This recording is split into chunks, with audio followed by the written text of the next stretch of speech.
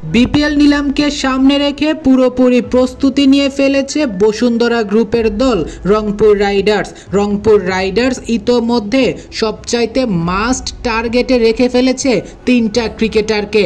যেখানে ঢাকা ক্যাপিটাল সাব্বির রহমানকে রেখেছিল, এই জায়গায় রংপুর একটা নয় বরং মাস্ট টার্গেটে রেখেছে তিনটা ক্রিকেটার। তারা হচ্ছে ফিনিশার শামীম হোসেন পাটোয়ারি, ওপেনার মোহাম্মদ নাইম শেখ ও তাদের হয়ে প্রায় 3 আসর বিপিএল খেলা পেসার হাসান মাহমুদ। চলুন একে একে দেখি তারা কাদেরকে টার্গেট করেছে।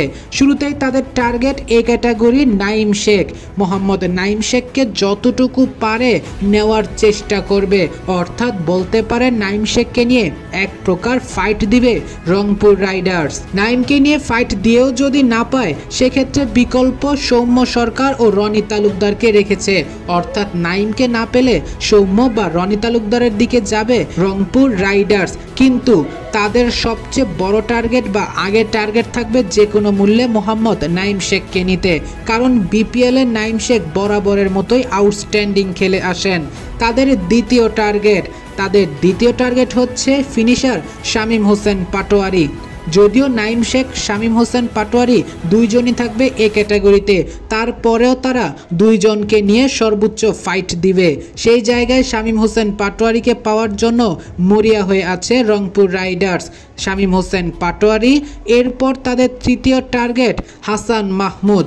গত আসরে তাদের দল থেকে ছিটকে গিয়েছিলেন যেহেতু ড্রাফট সিস্টেম, এই কারণে এবছর তাদের দলে মুস্তাফিজ সাথে হাসান মাহমুদ হলে জমে যাবে, যার ফলশ্রুতিতে হাসান মাহমুদকে নিয়েও সবচেয়ে বড় ফাইটটা তারাই দিবে।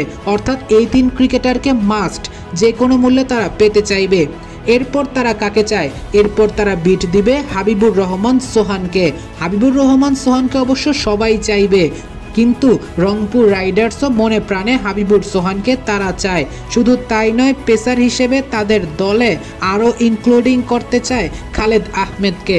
অর্থাৎ খালেদকেও তারা টার্গেটে রেখেছে।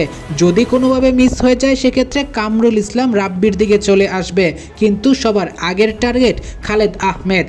স্পিনের দিক থেকে তারা টার্গেট করে বসে আছে তাদের হয়ে এর আগেও বিপিএল খেলা বাহাতি স্পিনার রাকিবুল হাসান। শুধু তাই নয়, তাদের টার্গেটে আরও এক স্পিনার আলিস আল ইসলামও আছে। গত আসরে দুর্দান্ত বোলিং করেছেন তিনি। সুনীল নারিন স্টাইল খ্যাত এই আলিস আল ইসলামকে পেতে চায় অনেকগুলো দল, অর্থাৎ তার মধ্যে রংপুর রাইডার্সও একটা। তারাও যে কোনো মূল্যে আলিস আল ইসলামের জন্য ছোটোখাটো একটা ফাইট দিতে পারে। তাদের আরেক টার্গেট হচ্ছে ফিনিশার গত আসরে দুর্দান্ত খেলা মাহিদুল ইসলাম অনকন। হ্যাঁ দর্শক, আপনি ঠিকই শুনছেন, মাহিদুল অনকনকে নিয়েও মোটামুটি ভালো একটা ফাইট দিবে রংপুর রাইডার্স এবং তাকে দলে ফেরানোর জন্য সর্বোচ্চ চেষ্টা করবে।